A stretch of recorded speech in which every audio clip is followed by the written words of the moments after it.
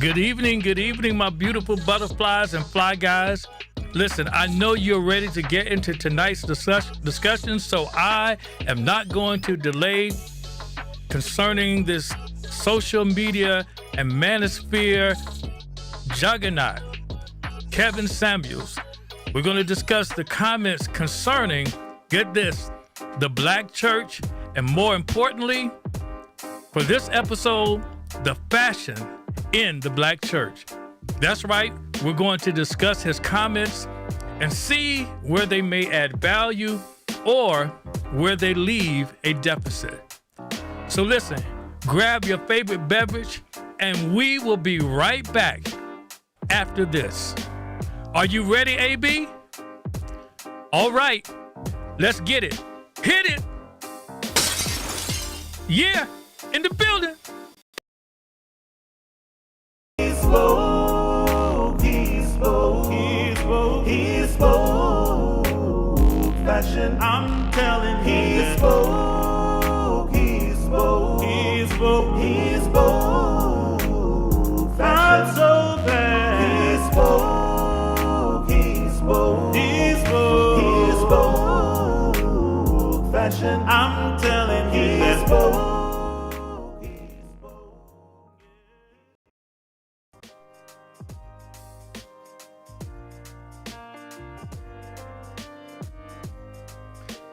Again, thank you for joining us, and I'm glad that you have taken time out of your schedule to have this conversation. So let's get to it. As many of you are aware, Kevin Samuels has built a quite controversial platform that engages both men and women in all aspects of life. That's right, Kevin Samuels. And while many find most of what he says to be highly prejudicial against women, there are oftentimes when he may just stumble upon a topic that I believe carries weight. And this, my friend, is one of them. So my colleague shared this with me, and I, for one, picked up one item he discussed that I believe can do more help than harm. That's right, more help than harm. So in his show entitled, Does the Church Want Black Men Back? The Kevin Samuels stated while doing his opening monologue several pivotal points, but a few that I want to highlight that again may do just more help than harm. So first of all, let me share that in an article published by Jeffrey M. Jones in the news.gallup.com website entitled, U.S. Church Membership Falls Below Majority for First Time. And in this article, there are some interesting statistics that were shared. And so from the title, you can just imagine that church statistics have dropped. Look at the highlights. It says, in 2020, 47% of U.S. adults belong to a church, synagogue, or mosque. This was down more than 20 points from the turn of the century. And the change was primarily due to the rise in Americans with, watch this, no religious preference. Let's look at that chart. And as you can see, there is a decline. Church membership among U.S. adults now below 50%.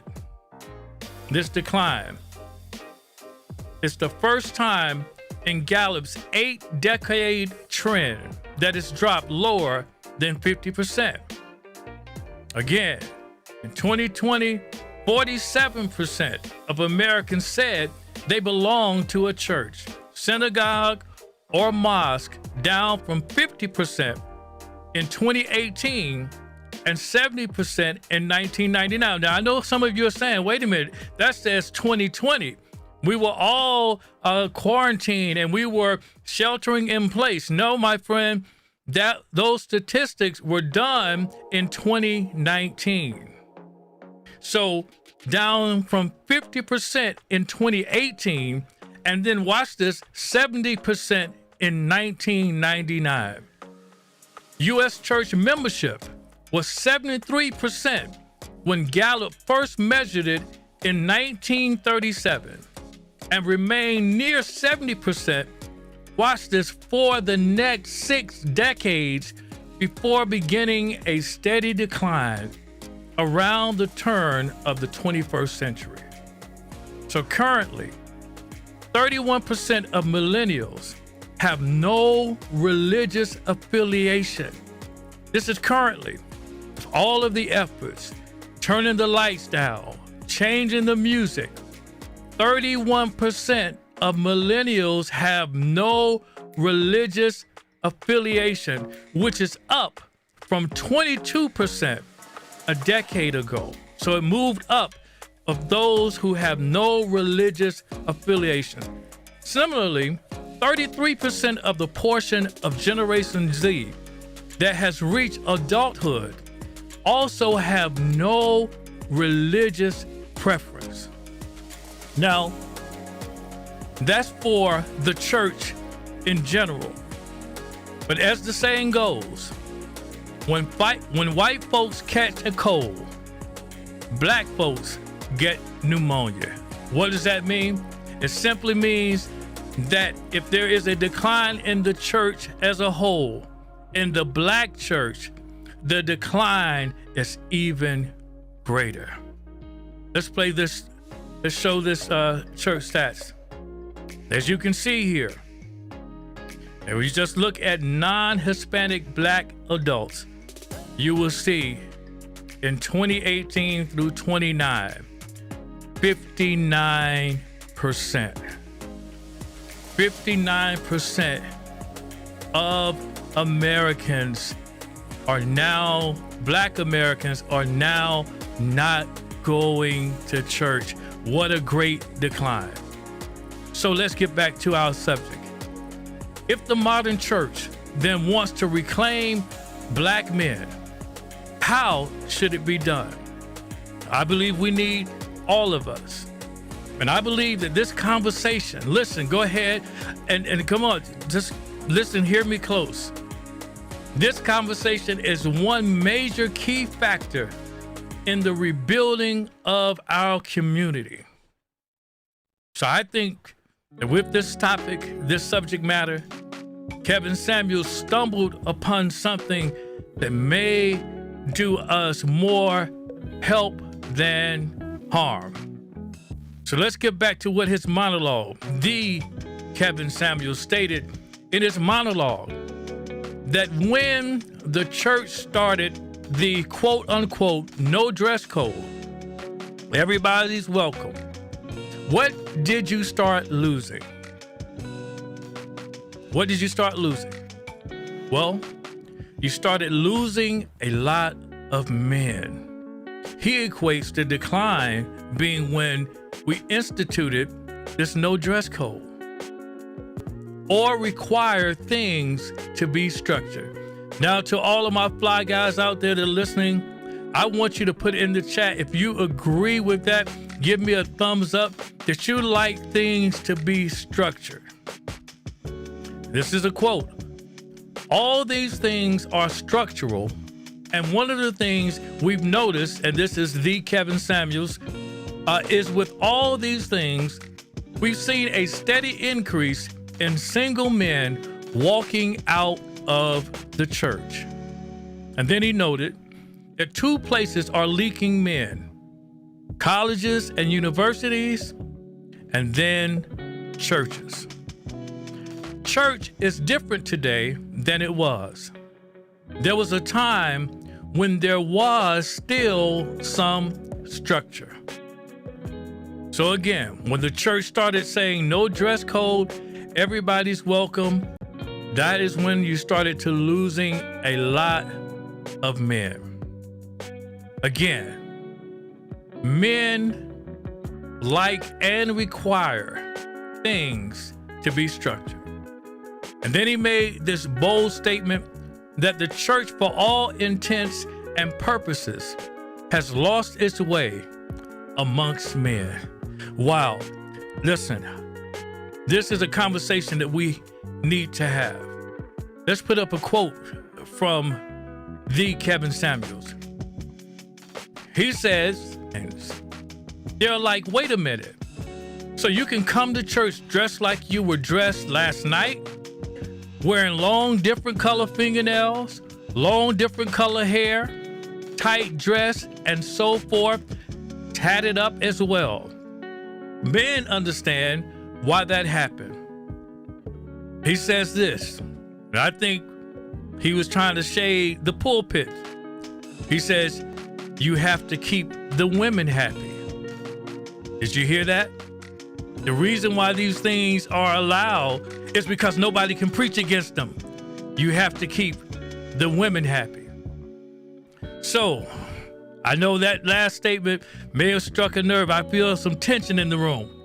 Okay! So before all of the church leaders come out and demonize the messenger, I wanted to take this topic into consideration and ask the question, is the Kevin Samuels right about fashion in the black church? That's what we're going to talk about. And listen, for this discussion, I'm going to share different outfits, and I'm going to ask you to comment in the chat whether you believe these photos are from the church or are from the club. And believe me, listen, I am going to need some assistance with this. So I've invited a special guest to help me. We just want to welcome none other than Jonathan Campbell to the show. Come on, let's welcome Jonathan to the show.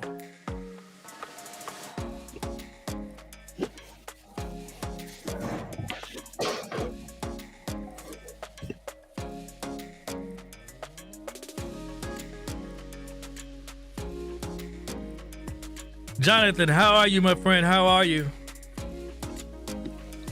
I'm doing well. How are you? We're doing great. We're doing great. Now, listen, if you have been watching us for any amount of time, you know that Jonathan is a friend of the show, and he has joined us on a few occasions to share his expertise in the women's fashion industry. But on tonight, he will not only share his expertise in that area, but he is also quite a churchman. And we are fortunate to hear from him from both sides of the coin. Now listen, before we get into this, I want to make this disclaimer, that the views expressed are not necessarily those from either myself or Jonathan. And my hope is that this topic simply sheds light in an area where it is needed. All right? So let's start this discussion again with a comment from the Kevin Samuels. And it says,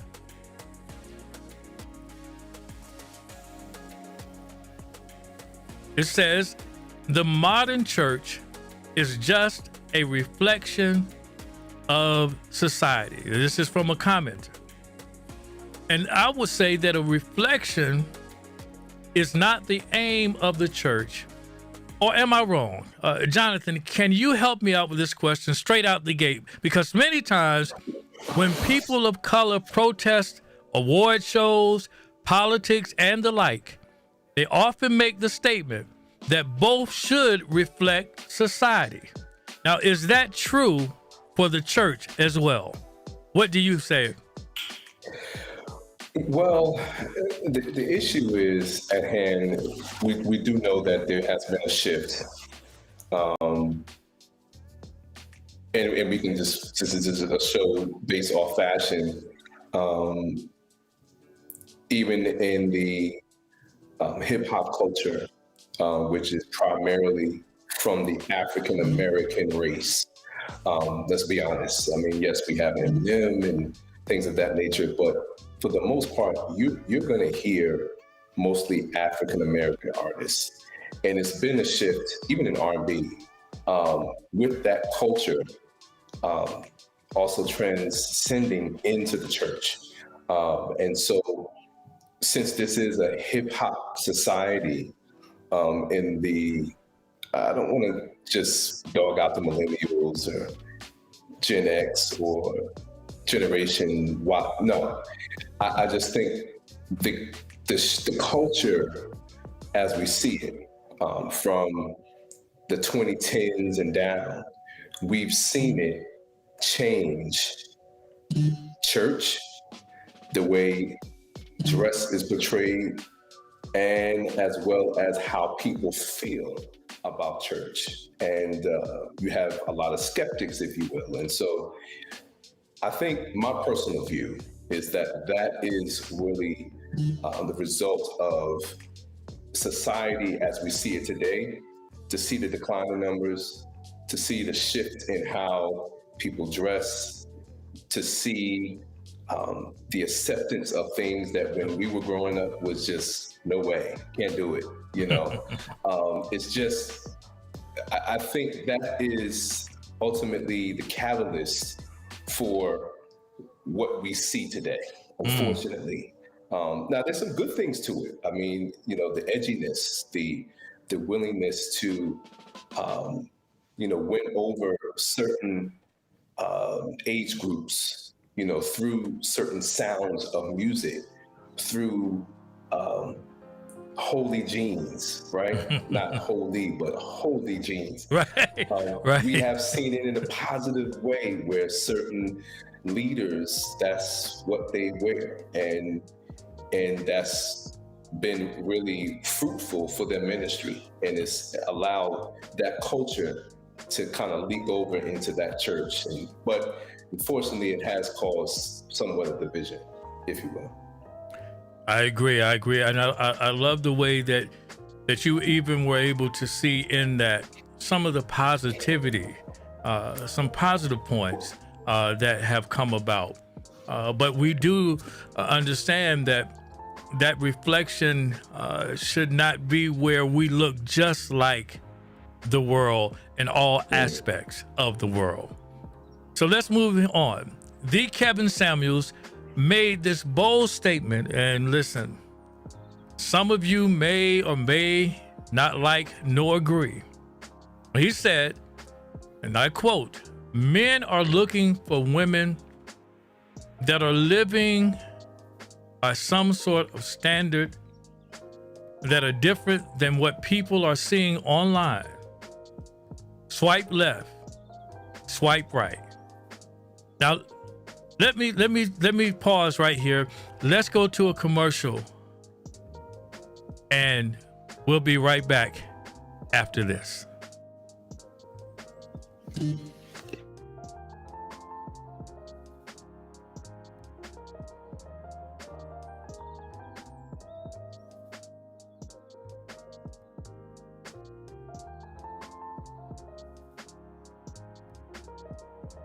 Thank you for watching He Spoke Fashion Live.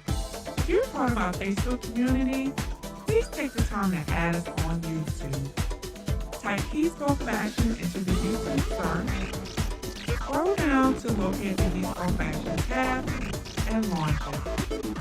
Please make certain to hit the subscribe button, and to be notified each time we're live, please hit the bell. Thank you for your continued support from all of us at He Spoke Fashion.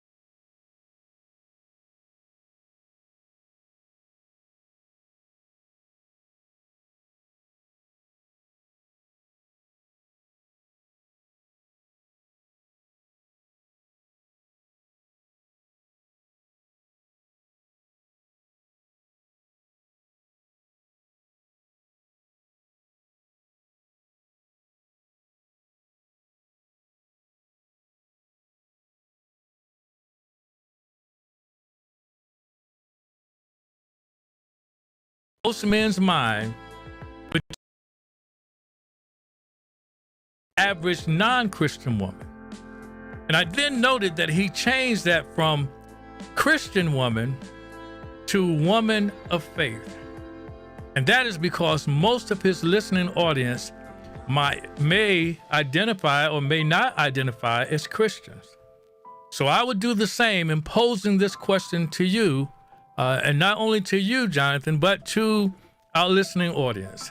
And that is simply, is there a difference between a woman of faith and a woman of no faith?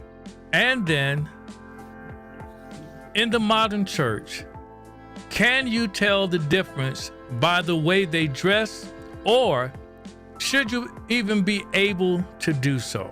So I kind of threw those two questions in there together. What say you?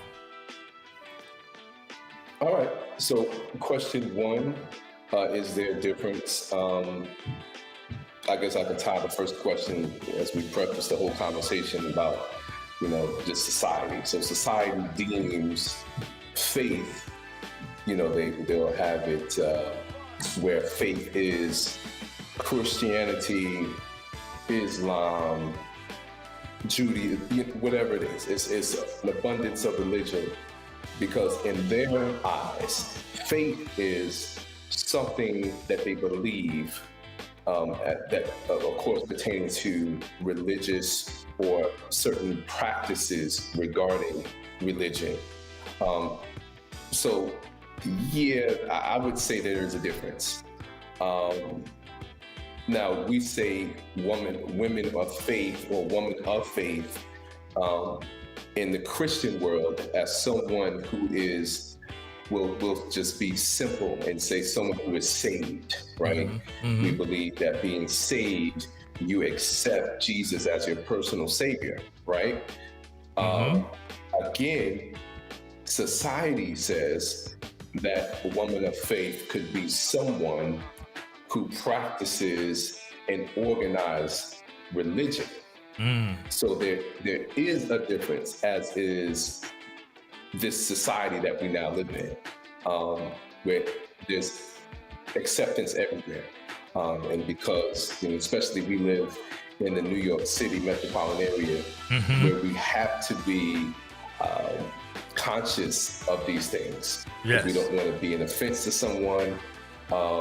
We don't want to go down that road, especially at work and things of that nature. But yes, there is a difference. Christianity itself should be a disciplined walk. Disciples, right? We should be disciplined. Yes. To learn the way of the Lord, to walk in the way of the Lord. And so that's the difference. And even as it pertains to fashion, now I don't want to go down a rabbit hole, but it has changed over the years. Yes. As far as fashion is concerned in Christianity, where I grew up, skirts had to be all the way down. But needless to say, that I learned as a young man, that did not necessarily define a woman of faith or a Christian woman that cherished her Christian values.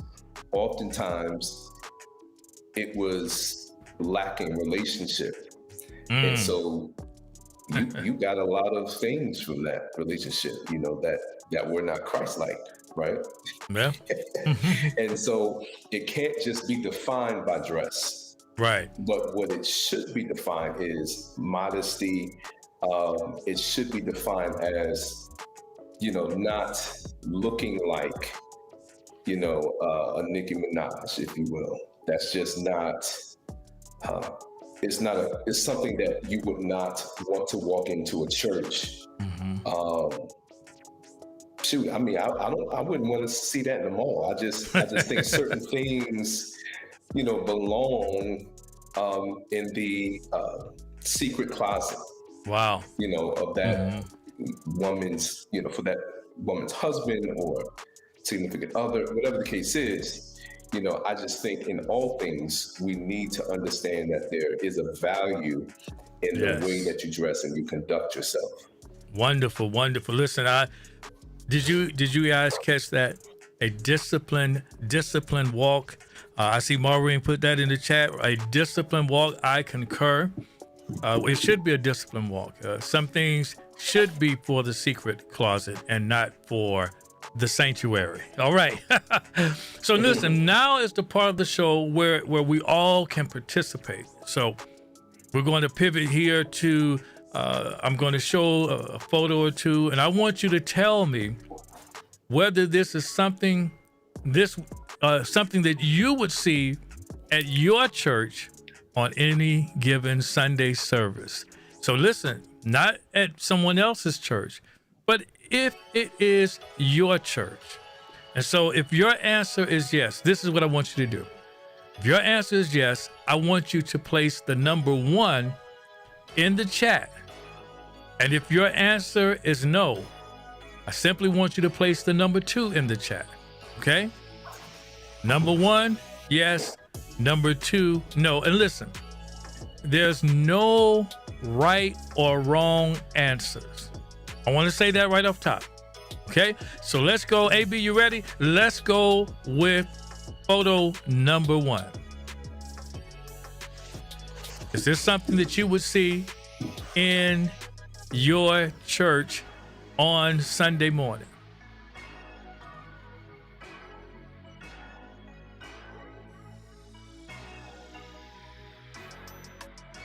I see some ones out there. Yes, absolutely. This is something that, and listen, the reason I said that there's no right or wrong answer, because it really depends on where you worship, what you're going to see. All right?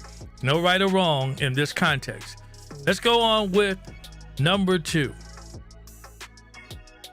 Is this something that you would see in your church, in your sanctuary, Sunday morning worship? Very fashionable, nice Gucci belt. This is a nice look. Is this something that you would see in your sanctuary?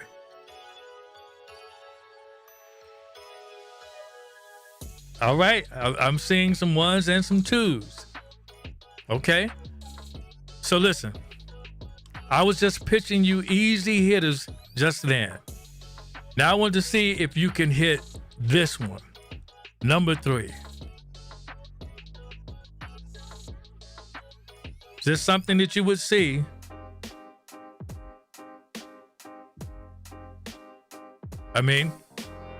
pair of, I don't know if that's leather or I don't know what that material is. But would you see that? Jonathan, I see the outfit. I don't see too much wrong with it. No, honestly, it's tasteful. It is for now. Some of the traditional traditional church may not agree with us, but it's tasteful. Let's move on to the next one. All right. What say you on this particular photo? The young lady, I can't tell if that's if those are shorts or, or if that is one outfit. We get in trouble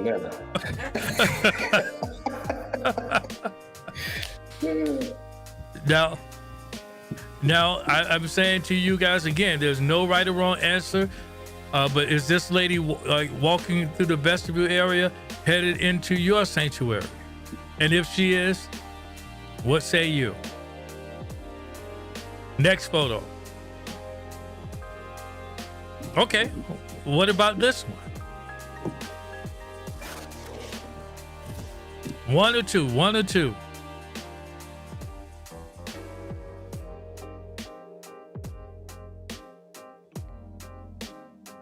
let me ask the ladies, and you can tell me in the chat, is this something that you would wear to church? Would you wear this to church? Not would you wear it just going out to dinner or going out to a movie or to a show, but would you wear this to church? Again, not that anything is wrong with the outfit per se, but would you wear it to church?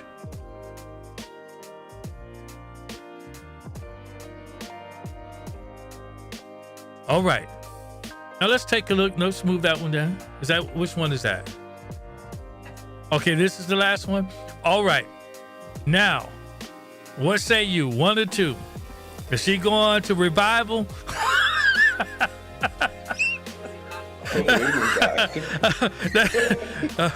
Jonathan, you were shocked on that one. No, I see some in the chat. They say no, absolutely. I don't think she's going to the revival. But let's be honest. Have you seen something like this? Maybe not at your church, but when you're viewing on Facebook Live. Do you see someone with this outfit on? Okay, let's look at this comment from a viewer. It says, I visited a black mega church and it was quite the experience. It seemed like a live reality show. Okay, I don't know, is that shade? I don't know how to take that one. Is it a live reality show? I don't know if that sounds good or bad. You guys help me out. Does it sound like someone was really throwing some shade with that comment? Jonathan, what do you think?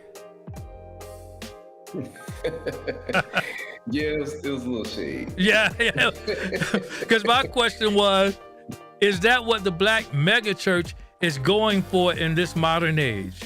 Lights, camera, action. Does your sanctuary look like that? All right, let's move on.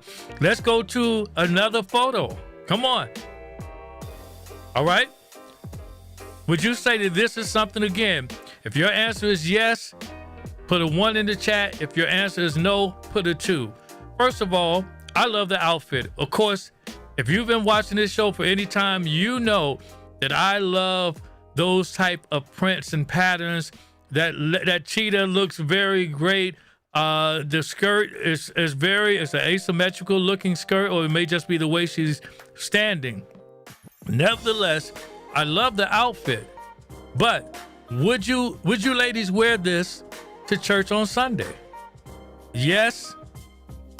1, no, 2. Yes, I see some yeses in there. Yes, I love it. I love it. It looks wonderful. It's a wonderful fit. All right, let's move to the next one.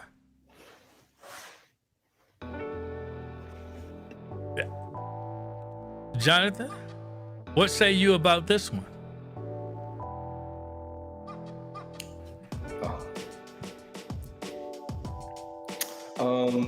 Yes, tasteful. Yes. I like the look. I think that fashionably, in the fashion realm, it is a very nice dress. It's a very nice dress. I don't it seems like more like a form-fitted wrap dress, right? Yes. I mean, your eye is very keen. It's a very good look. And let's be honest. Let's be honest. This dress will look different depending upon the shape of the wearer, right? The figure. It will look different. Now, someone could wear this dress and they may look like Mary Poppins. And then there's someone that will wear it and it will look like this. But it's a nice dress. How you dress it up and how you wear it is the determining factor. So I see a lot of 1s on this one. Let's move to the next one.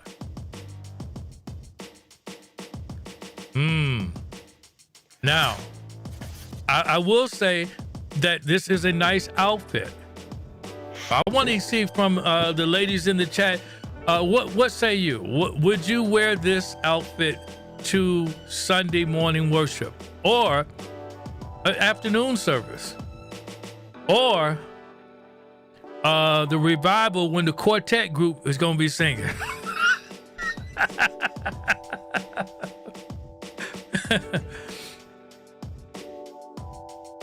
Yes, my beautiful butterflies, what say you? Yes, one, yes. I mean, some would choose perhaps not to show as much cleavage when wearing this on Sunday, but I would say that this is a nice outfit. What do you have to say, Jonathan? Absolutely. I think, again, everything, we talked about doing things in taste. The outfit itself is tasteful, just that, probably can button up a couple more buttons there and we'll be fine there. Exactly. Yeah. Exactly. Let's look at this quote here. Another quote from the Kevin Samuels. It says, men are tired of looking at women who are walking around, who are looking just like the world. In church. It goes on to say, then why go? Why do men need to go to church when they can see what they can see in the nightclub or in the strip club? I mean, let me tell you, the Kevin Samuels was going hard in this show. Let's look at this comment. One of the commenters from that show made this comment. It says, I have church at home now because when I was going, the way I saw women began to dress in the church had me wondering if the pastor was going to read from the first book of Genesis or the first book of Hennessy.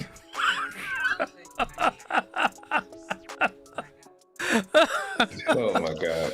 Listen. I'm telling you, let me ask you, my butterflies. You may not know this, but there are more men that would prefer this look on Sunday versus this look.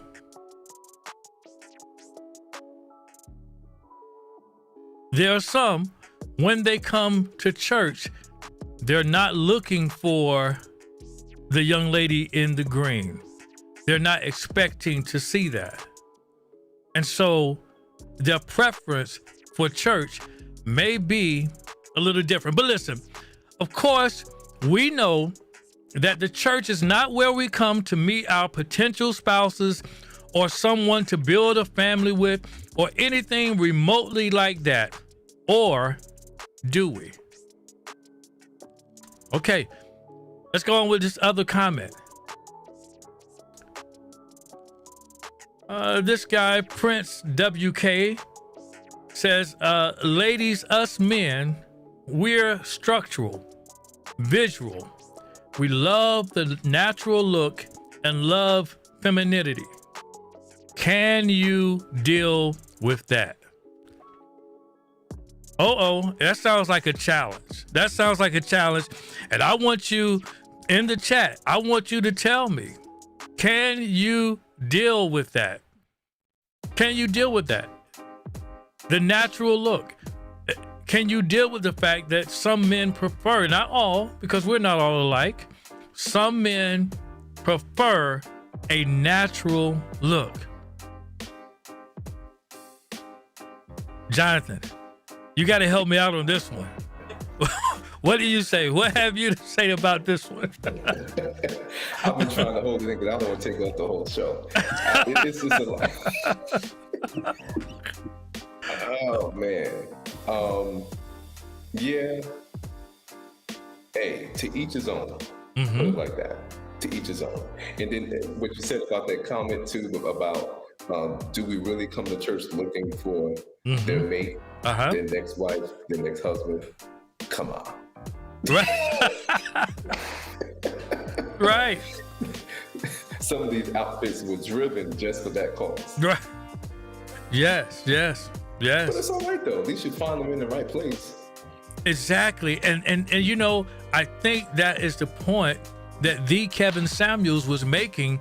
The fact that if men aren't coming, see, a church used to be a place where you would say, listen, I want you to come to church with me on Sunday.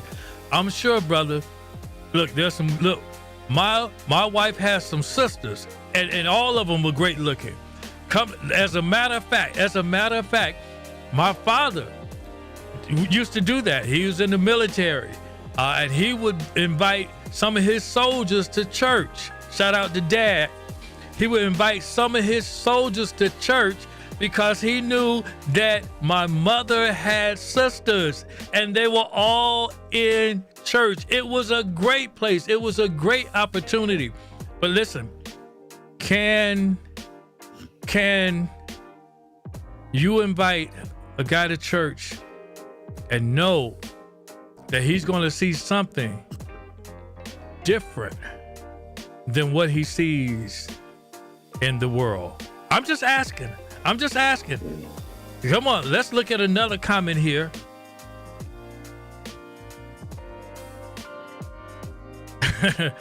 It says, soon as you tell these women to dress appropriately in church, they'll say, the pastor said to come as you are. I was just waiting for that to come up at some point during this conversation. Yeah. He said, come as you are. Yes. I've been No. hearing that for about 20 years. Yes. Or long, maybe more than that, maybe 30 years. Yes. I mean, does that now I'm just going to ask you this question, and maybe you can help me and help the audience. When they say come as you are, is that specifically talking about dress, or is it talking about something else? It's actually talking about come as you are presently, how your soul, how your spirit is constructed. Come if you are broken, come as you are. If you need healing, come as you are. You know, if you need to deal with how you don't trust people, come as you are. But it did not say, you know what? I was going to the strip bar tonight. I'm just going to take a beeline to church and just come at no. You know, because it's really about common sense, because the church is for everyone. And so you do have folks, you know, from all different backgrounds, and you have children present. So you have to be cognizant of how you present yourself. Right. You know, and so that's not really the focus of coming as you are. It's really about coming as you are in your spirit, in your soul.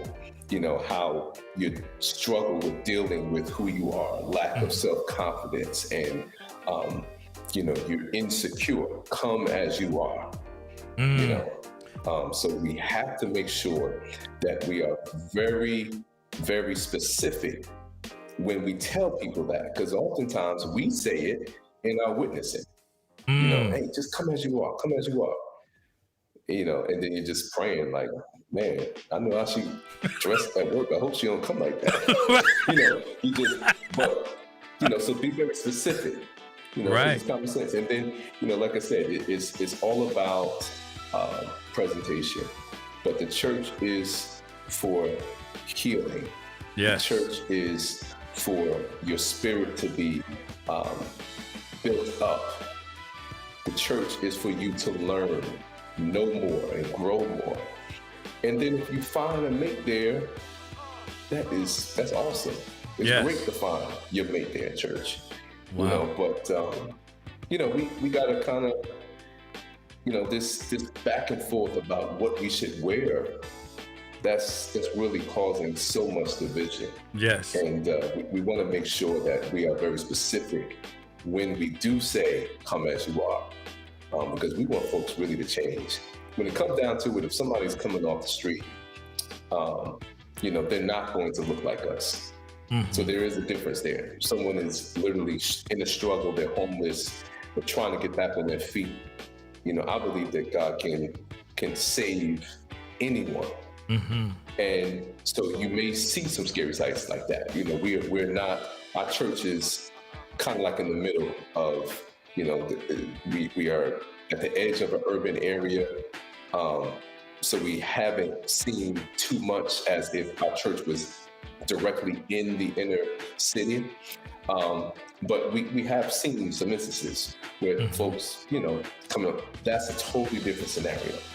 We're talking about someone making a conscious decision to cause distraction in church. Right. That's the difference. And so, you know, common sense is not common, unfortunately. Right. But we found out that behaviors can be taught. And so if someone is not knowledgeable of that, we're not going to throw them out. Right. No, can't do that. We're going to embrace them. But at the same time, they'll see us Sunday after Sunday, weeknight after weeknight, in the presentable attire. Ultimately, their behavior will change. Wow. That was really good. That was really good. Now, you may not remember this, maybe you do, but there was a time when the church mothers would literally pull you to the side if you were dressed a bit too worldly. But the modern day preacher will not allow this anymore. And I guess that's because there were stories in the past, like my former pastor superintendent, Will Nichols, shared just a while ago. Shout out to Pastor Nichols, where there was a time when he was in church and a young lady came in wearing something short and tight and showing a whole lot of everything. And one of the mothers grabbed her and she didn't grab her, but she grabbed one of the choir robes and handed it to the young lady and assisted her in putting it on. Now, mind you, the choir stand is wearing the same robe. And here she is sitting in the pews, with the same robe on the remainder of the service. Now, just imagine that for a moment. You with a choir robe on during the service because you came in wearing something that showed a little too much. And I guess in that case, that would be a reason to perhaps disallow some certain ones from saying certain things. But in my humble opinion, it would be better to simply train the mothers or provide some sort of guidelines as to how to respond rather than just saying, don't say anything to them altogether. What do you think about that? Well, there's some things that we are now. What Pastor Nichols was referring to, was this like the old church? Was this a few years ago? Was yes. This, okay. Now there's some things. I don't really call myself a traditionalist. I'm not. But there's some things in certain in the old church I appreciate it. I'm not really resistant to it. Not because I grew up in that, but just that I see where they were coming from. Now we do have to be a little bit more. They had good intentions. Have good intentions and really understand exactly. You know, if we get someone that comes to church that normally would not come to church, that's most likely not a good time to put a choir robe on. You know, it's usually, as I said before, there's a transition that happens. Over some, it may happen instantaneously, but over time, people will pick up customs of that particular house, or they'll pick up certain things, what to do, what not to do. Because if you're the only one that looks a certain way, you do feel uncomfortable. That's just true. like if I went to a church that everyone was in holy jeans, right? And then I come up there, you know, with a shirt and tie, you know, nice suit, shoes like I'm in convocation, I would feel good about myself because I love wearing suits. But I might feel a little uncomfortable. So it's the same thing. It ultimately, maybe a month from then, I'll start maybe wearing some jeans, maybe not wholly, but I'll still you slowly pick up the custom. You pick up the atmosphere, if you will. Because we talk about the spiritual atmosphere, but then there's the atmosphere of just being comfortable, you know? And so that particular instance with Pastor Nichols, I don't really embrace that part of the old church. I think it was a little too much, honestly. Now the old church got me some discipline and got me saved because, you know, if I did not have that discipline instilled in me, I don't know if I would be the person I am today. But we're in a different time. We're in a different dispensation of the church. And a lot of the young peoples, young adults, millennials, if you will, some folks will, I don't need this church. I'll go to another church. Right. You know, what back in the day is, well, this is my church because my mother brought me here and I grew up here, so I have to stay here. You know, so you have to be condescending. It's like the scripture says. I think it's probably the first scripture reference that I did bring up. But I say it often, but it's the truth. He that winneth souls is wise. Yes. And so when we're praying for knowledge, you know, James said, if you want to live up more knowledge, ask of God. And so that's what we pray for. And as he begins to reveal some things to us and impart some things to us concerning how we can advance the kingdom, is usually going to be in a loving way, not abrasive. Right. But again, the old church needed that. Yes. You know, some of us needed that. I'm on that borderline of the old church, new church. Right. And I'm just being transparent. I needed it. Yeah. Yeah. Because if I grew up in this dispensation where a lot of things is okay to do, not really sure where I would be. And so I disagree with how that was handled in reference to if it would happen today. I don't think that would be a good time.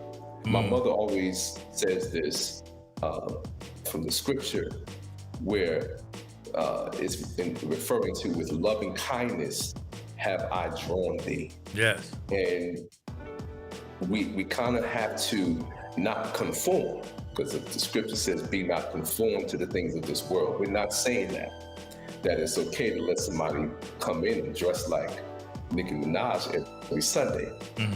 You know, we're not conforming to the world. Right. At the same time, with love and kindness.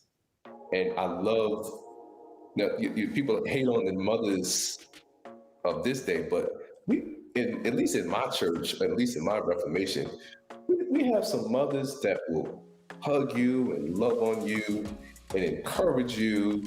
And that's what we need more of, you know, and I think that's where we're gonna need that balance. But we do need that discipline. Because again, as we said before, Christianity is a disciplined walk. Very good, very good. And I concur on so many of the points that you made. And here's my pushback almost, and I would say not pushback, but just something that I'm noting. When I read the statistics earlier, it said 31% of the millennials have a religious belief where they ascribe or religious affiliation. And, you know, normally when you don't see men, and we'll get maybe one of the comments that said this, but you see women and children. It's the men that are missing. So while we focus on things that will help us win the children, shouldn't we also focus on some things that will help us bring back the men. They're mothers in church, but we seldom see senior men. Where are the fathers that should be in church? Why is it such that men get a certain age and then they determine they're not going to go to church anymore? Shouldn't we focus? And you in the chat, help me out with this. Should we refocus our attention, as the Kevin Samuel said, bringing back black men to the church, men in general to the church? Should we do that? Not that we shouldn't do what we are doing, but should we add this directive, this mission to our church mantra? Should we be looking, what can we do to bring back? You know, there was a time when you had deacons in church, and there were deacons, and someone shared a story, and they said that they were their mom and dad were competing against each other for deacon and deaconess. And guess what happened? They gave it to the mom. And the person alluded to the fact that they could see the brokenness in their father when he didn't get it. That was a role that used to solely belong to men. Now, if you're lucky enough to have deacons in your church, because some churches don't have deacons anymore, everyone is a pastor of something. What if you're not called to be a pastor? Everyone is not called to pastor. Don't put me in a role that I'm not called for. I won't answer. So let's move on. Let's move on. Right? Passes over the music. Pastor over the janitor. Right. Stop.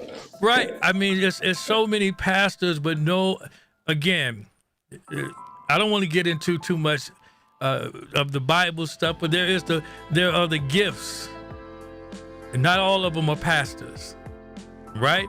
So let's move on.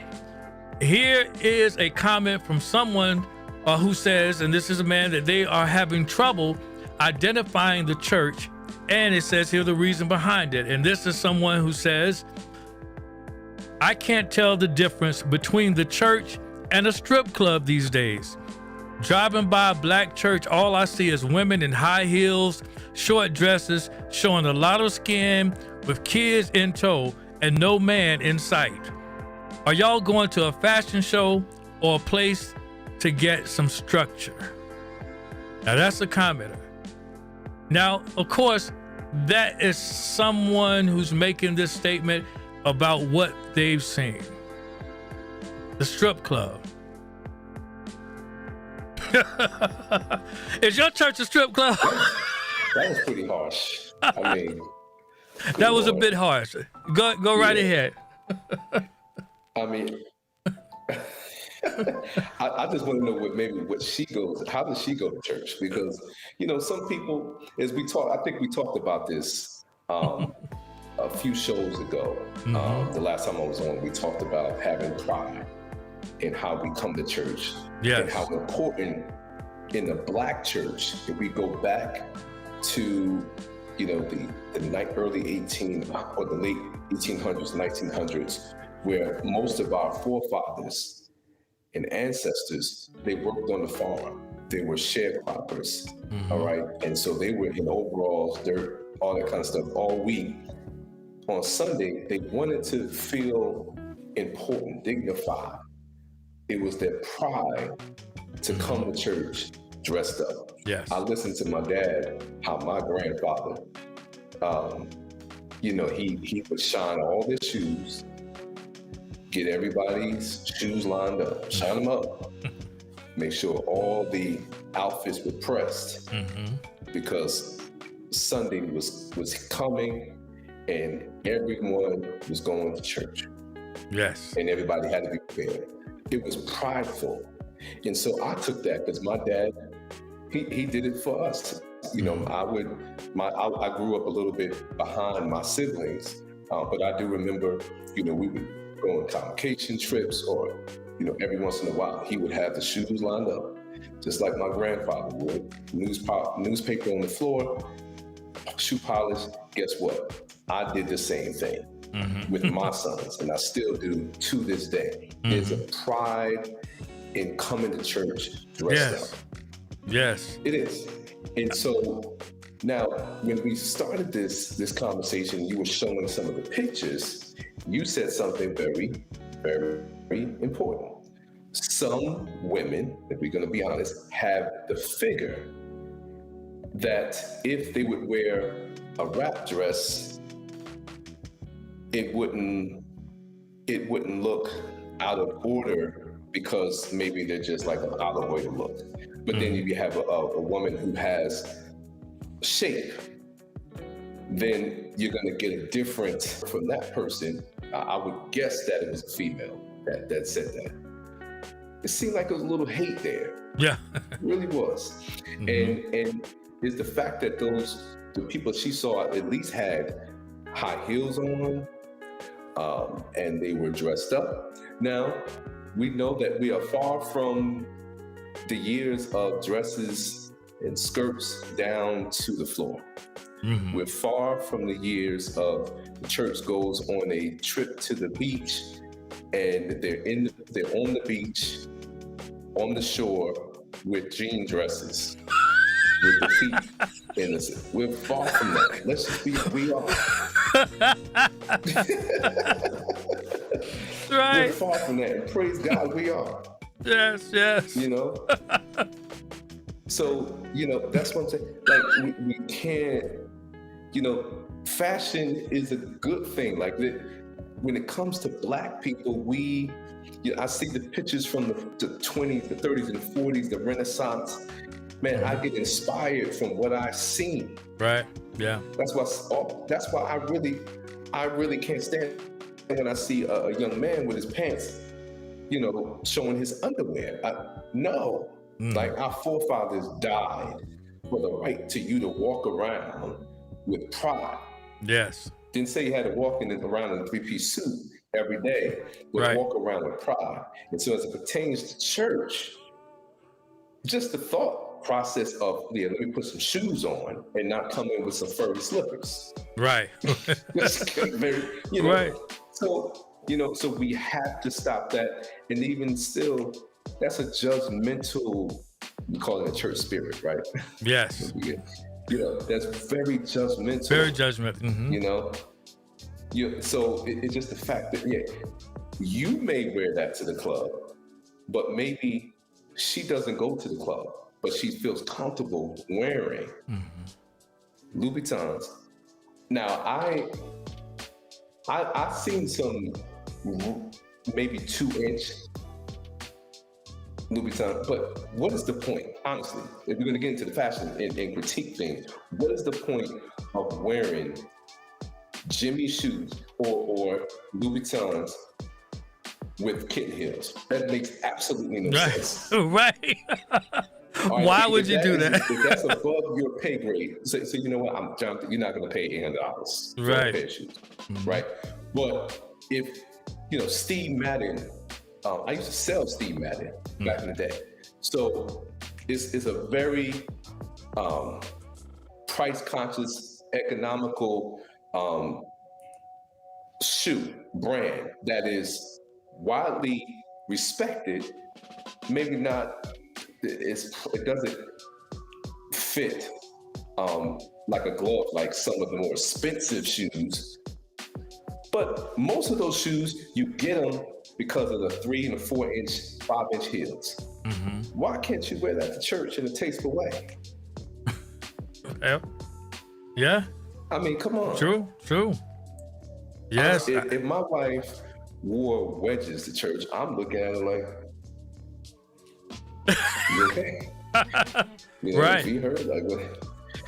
You know, I just don't see that, and so that's all in that person's taste. And you know, some people may feel more comfortable in kitten heels. Maybe they're 5'8", 5'9". But why in the world would someone critique someone for wearing high heel shoes? That makes Right. absolutely no sense. Yeah, as you said, that sounded like very judgmental and maybe a little hateration going on in that. But listen. Let me ask this question. Do you believe that this is actually a cry from help, for help from men, or are they yet again blaming women for their decline in attending church?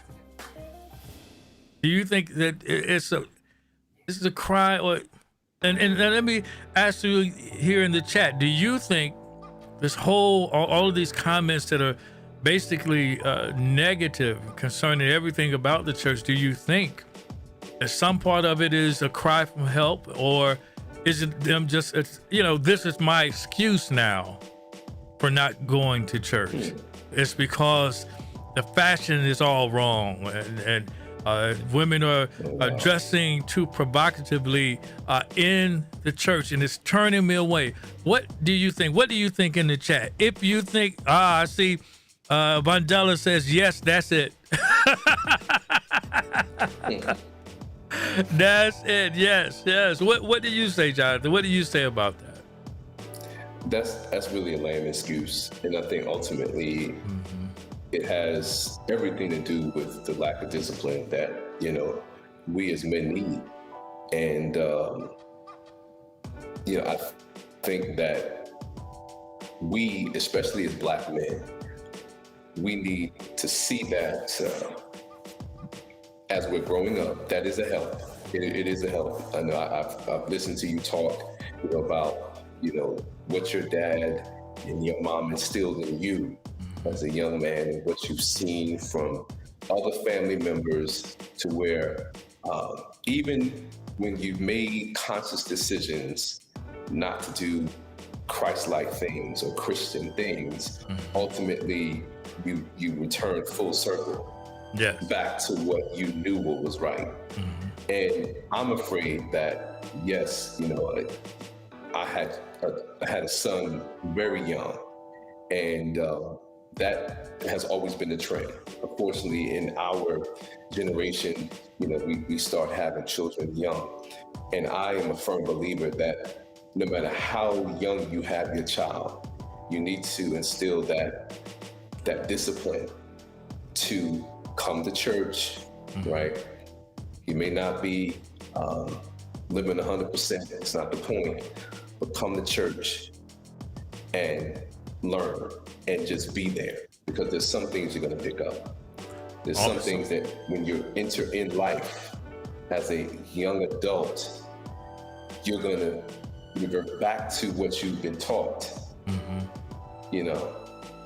Bring up a child in the way that they should go, so when they become of age, they won't leave.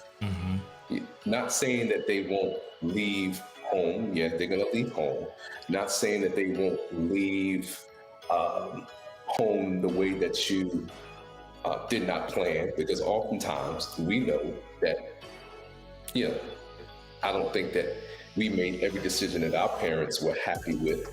Correct. But the fact is that opportunity will come because of the teaching. And I'm afraid that because the last 20 to 30 years, we've had children raising children, and the lack of discipline that was instilled into those children that were raising from the children, 18-year-old mothers, 19-year-old fathers, and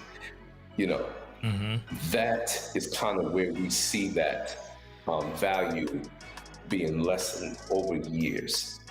That value of coming to the house of worship has to be instilled. A good example, our Jewish brothers and sisters, that is instilled in them from birth until death. Now, we know that some of us may have worked with them. They may not have talked like they were religious. You may seem like, wow, did I just see them smoking cigarettes with, the young? Yeah, they may not. But come Saturday morning, you know where they were going to be. And the They were going to synagogue. be in that synagogue. Yes. And Yes. you ask them about the scriptures. Ask them about what they were taught. They will tell you everything. Now, we as a people, we don't just talk about the Black church because that's what we are, all right? And that's yes, God is Lord of all. Jesus died for everyone's sins, but can we just talk about us and where we lack? We lack the discipline, and we lack teaching our children the value of having a Christ-like walk. Oh, very And good. that's one Very thing good. I have to say that, no matter what my sons do, I'm confident that what I have taught them, what their grandfather, grandmother have taught them, aunts, uncles, is going to come full circle. That's good. As you were saying that, I was thinking about back when in my childhood, and I'm gonna say this to the men that may be watching, that may see this at another time. Come on back to church. There's a young man that does not have a father in the home. That in order to be a man, sometimes you have to see one, and they're waiting on you. I can remember, of course, my father was in the home. Father took us to church. And I can remember seeing so many men in the church, and shout out to David Purcell because he was one of the best dressers in the church, and I couldn't wait. When you're a kid, I couldn't wait till I got big, so I could dress like David Purcell, and I can say it now, that a lot of what the way I dress now comes from those role models that we had in the church, that they were family men, they were churchmen, and they were fashionable. So if that's you and you're watching and you're just hanging out for whatever reason, come back to church. There's some young man who needs to see you in church. All right, let's move on. So let's look at a little bit more fashion here, because I want to get to, would you see this? Again, that is a yes. That is number 1 in the chat. 2, if you would not.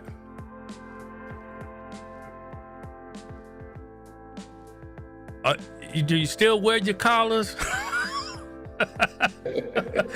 Your Class B, do you still wear your Class B? In the Church of God in Christ, do you still wear your Class B? All right, let's go to this one. Would you see this outfit?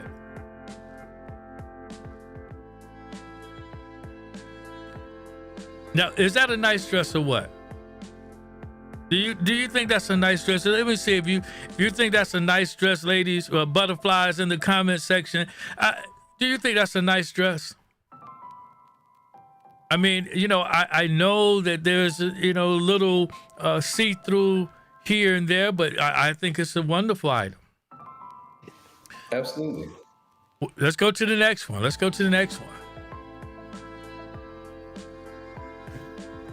Now, I mean, it's what do you have to say about this one? Young teen wearing something like this, I think the problem comes when the older woman, let me say it right, the mature woman. See, you got to watch those knees when you're mature. You got to watch those knees, those kneecaps. They change over time. What's the knees? I'm trying to help somebody here. You got to watch those knees. Let's go to the next one.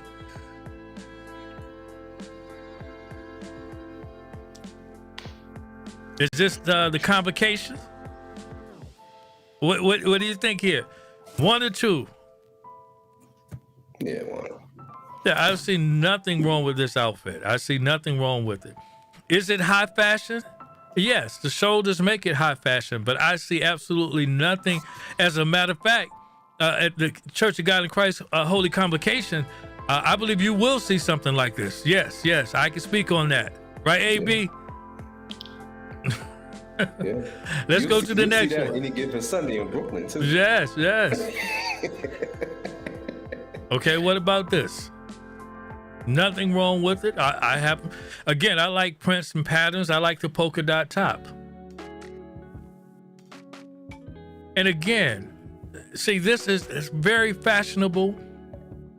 It's nothing wrong with something like this. Yes, Desi Wakefield says, ready for Holy Convocation. On the last one. Let's go to the next one. Again, see, you can, what I love about fashion is that you can mix it up. I mean, this denim top with this type of skirt, I mean, it works. It works. We talked about that a couple of shows ago about the ability to wear different types of textures together for the fall. And I just love this look. I just love this look. That's nice.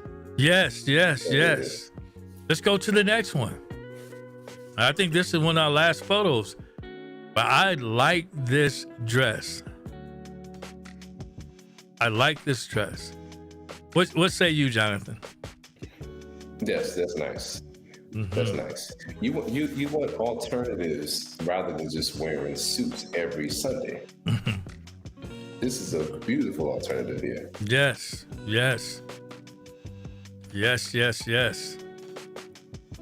I'm telling you. Let's go to a comment now. The last time I was in the church, it was 3 to 4 months, 3/4 women, excuse me. Whenever the pastor would talk about what men should be doing, the women cheered.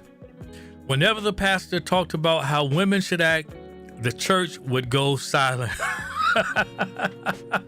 Now listen, let me ask a chat. What say you? Do you applaud louder? Do you amen the preacher louder when he's talking about women?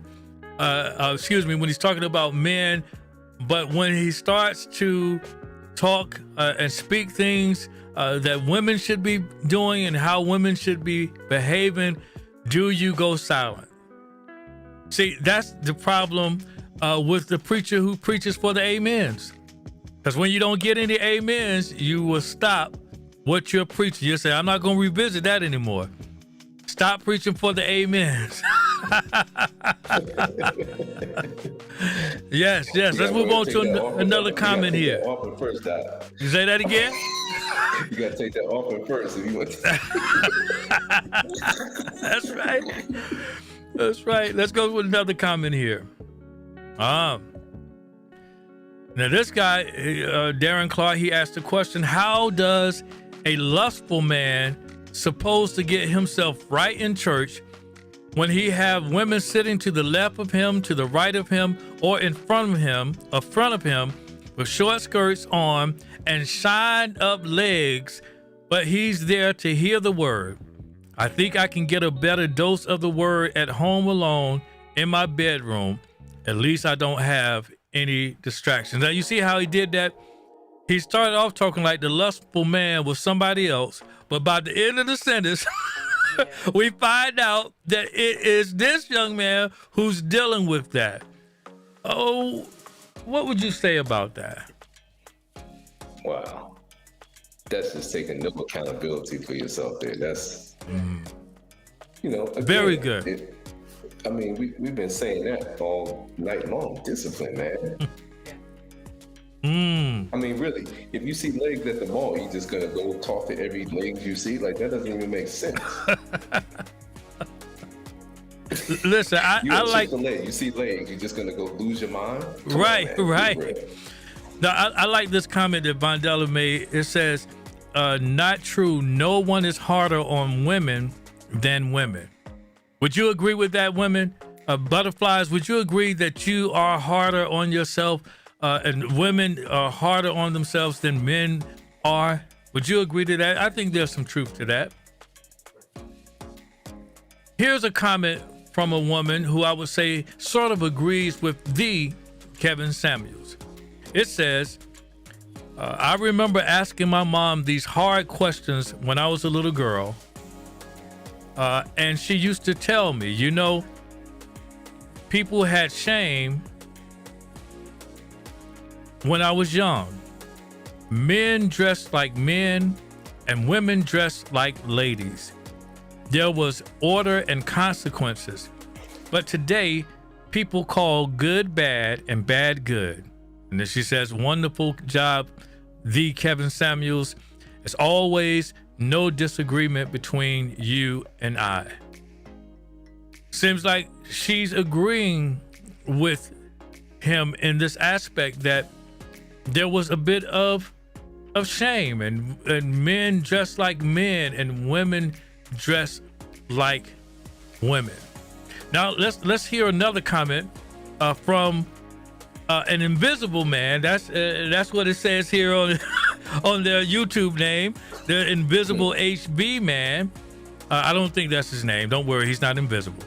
He says, I remember being brought up with the instructions for going to church. And I kind of like this. It says, I quote, you need to dress like you're going to meet the most important person in the world. Shower, shaved, fresh dress shirt, coat and tie, and shoes shine. I cannot accept jeans and a casual shirt to go to God's house. Even at work, it has gone casual. Jeans, casual shirt, and no socks, and no dress shoes. Says I keep with a starched shirt and polished shoes. The ties are backup if I am called to an outside meeting. All right? Now, I kind of concur with some part of what he's saying. I don't think that what we call, because it's relative, what he calls being dressed appropriately is a shirt and tie, but that may not be it for everyone. But he does make a very good point in that you're going to see the most important person when you go into God's house. Now, as a side note, I was in the office last week, and there was a very important executive coming in from Europe to speak to us. And what amazed me was simply the number of people that dressed up specifically for his visit. The number of suits, blazers, and dresses worn on that day, it simply took me back to an earlier time in my career when people actually dressed better for work. That was kind of alluding to that. People dress better. Now let me pivot for a moment to a book written by author David Murrow entitled Why Men Hate Going to Church. David Murrow, he was an author. Of course, he's not a pastor, professor, or a theologian. He's just a guy in the pews who noticed a disturbing trend. Churches are losing their men and boys. Very interesting. The book was entitled again, Why Men Hate Going to Church. And one of the excerpts from the book says, Christianity is only the world religion with a chronic shortage of men.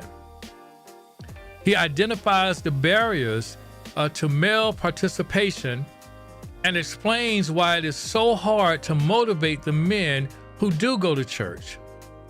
Then he takes you inside several fast-growing congregations that are winning the hearts of men and boys. And so that's the book. If you want to get to it, someone can put it in the chat, Why Men Hate Going to Church. And so we need to ask ourselves how to be part of the solution. The identifying of problems creates a lot of complainers, and complaining does nothing we need. But we simply need a solution.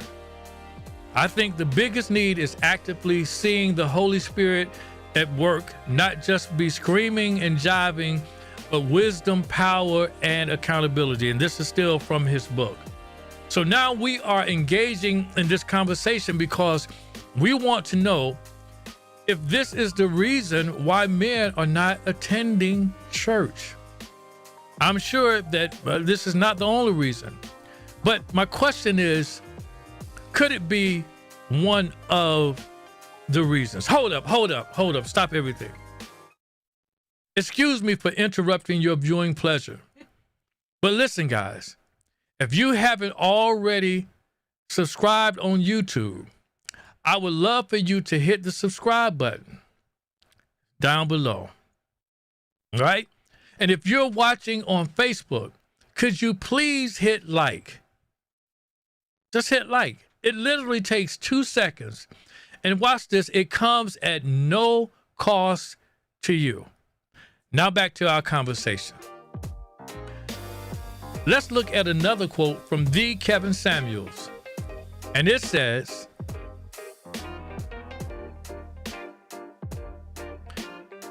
men are looking for women that are living by some sort of code, some sort of standard that are different than what people are seeing online. Swipe left, swiping right. Now, I have one question for you, Jonathan, as well as our listening audience. We have often been told to know your audience correct. In addition, we have been told to adjust our communication based on our surroundings. So my question is, since the composition of the church is changing, should the message change for the audience? What say you? Absolutely not. Absolutely not. The message can never change. I don't care if you're preaching in a cassock or Civic B, Class B, or holy jeans and a ripped shirt. The message should not change. Message should not change. What say you in the chat? What say you in the chat? Go ahead. I don't want to interrupt you. I'm sorry. Well, yeah, I mean, I think when we do have that discussion and arguments about, dress and things like that, oftentimes I think it's misconstrued. When I feel more comfortable this way, I think the question should always be asked, well, why? But to each his own. I think that, if you don't want to dress up, you can still come to a church that is traditional in nature as far as, we have some guys in our church that don't wear suits every Sunday, and they do just fine. Now the ripped jeans and things of that nature, that's just not me. That's not even me going to the mall.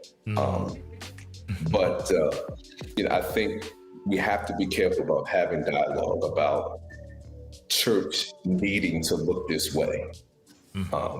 Doesn't have to be.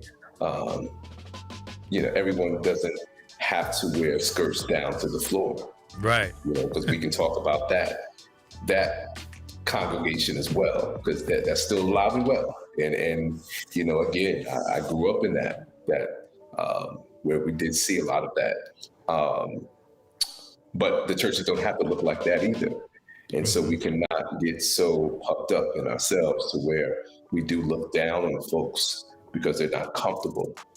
But never change the message. Never change the message. I see Vandella says, just preach Jesus. All right. Now listen, let's take a look at this video from one of, I would say, the generals in the body of Christ, Apostle Leroy Thompson. And let's hear what he has to say about fashion in the Black church from this year's International Faith Conference held by Dr. Bill Winston. We will be right back after this. And one day the Lord came to me. I was sitting on a pipe with another guy. We were loading the truck, and the Lord said, "Now I'm broke, married and broke, got kids, 3 kids. The Lord said, tomorrow your day, put your preaching clothes on and quit. I've been to the plant 16 years. So the man next to me didn't hear nothing. So I told him I'd be right back. I went behind a big tank. I said, Lord, you was talking to me? He said, yeah, tomorrow, put your preaching, talking about put a suit on. Put your preaching clothes on. And y'all preachers dress better. Yes, sir. Little band long shirt on, preaching to God's people. Put some dignity in the way you dress. Them little blue jeans on, them little slick tennis and stuff on. You can't, man, come on, man. Sure, come on. Lord, help me, Jesus. Yes, sir. Oh, Lord's everything now, Lord. Don't let the world take you over. Let your people see you dignified. I had one of them.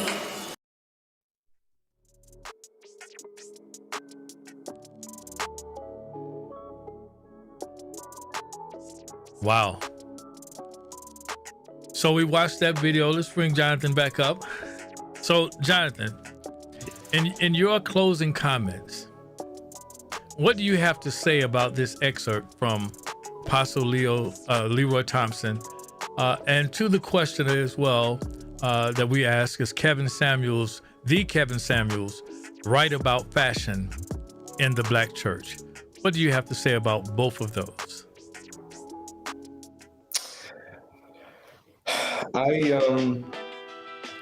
think I agree with Apostle Leroy, just because I just kind of revert back to when he said, have some dignity in front of the people.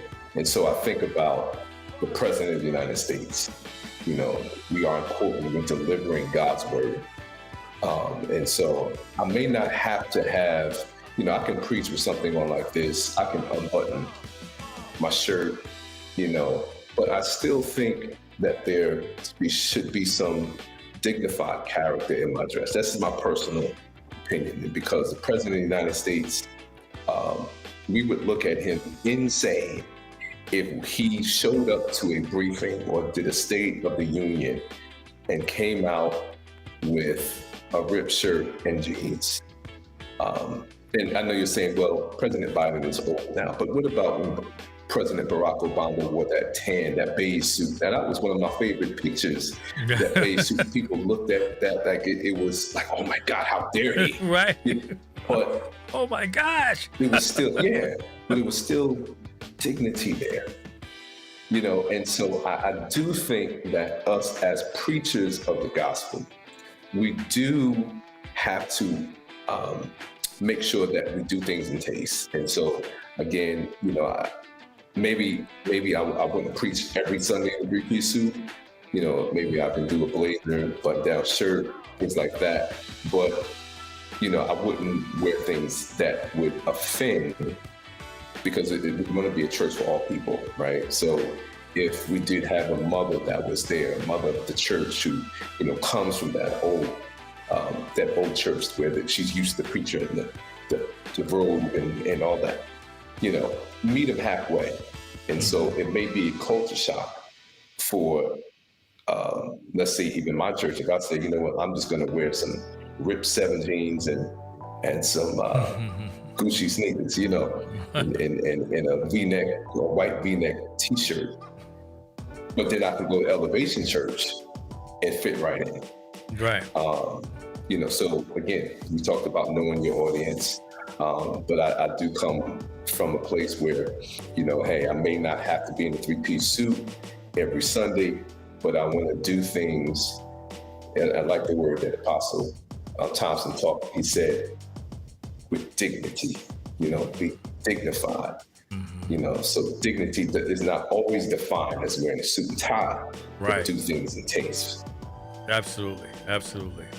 Very, very good. Listen, why don't you shout out your church? Because it seems like it is a church for all people, and where everyone would be welcome. So go ahead, take the time and shout out your church and your pastor. Absolutely. My church is St. Paul's Calvary. We're located in Union, New Jersey. Our pastor is Bishop Claude Campbell, and we're a church for all people.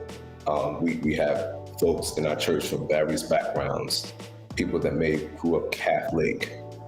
We have some that grew up in a Muslim home, some that grew up in the church, where church was always a part of it. But, it's just a mixture of loving people, and we would love for you to come.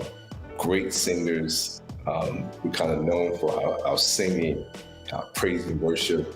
And so we would love for you to be a part of that. And then also hear a word from our bishop.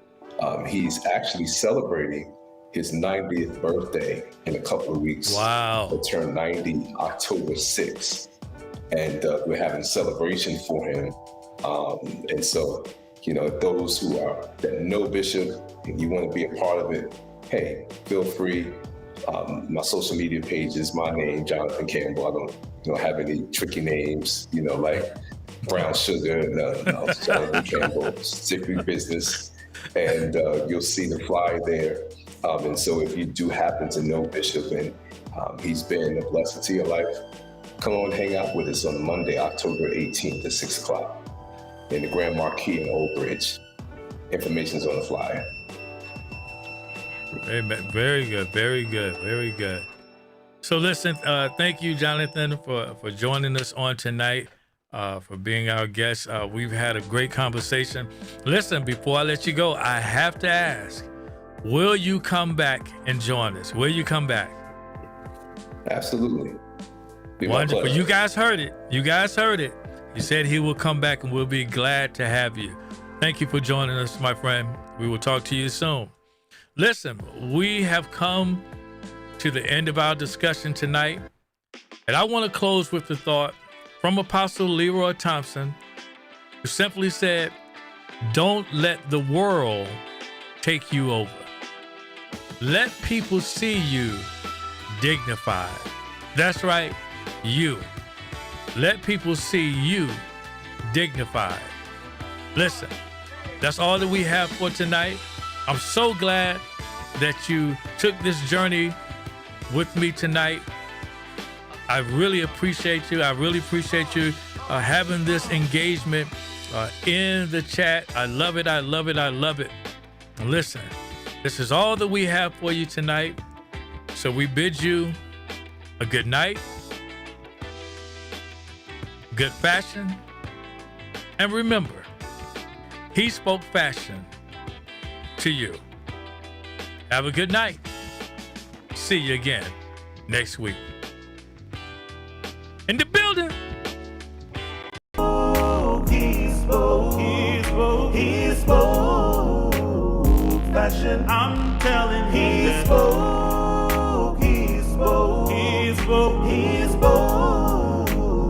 I'm so bad. He spoke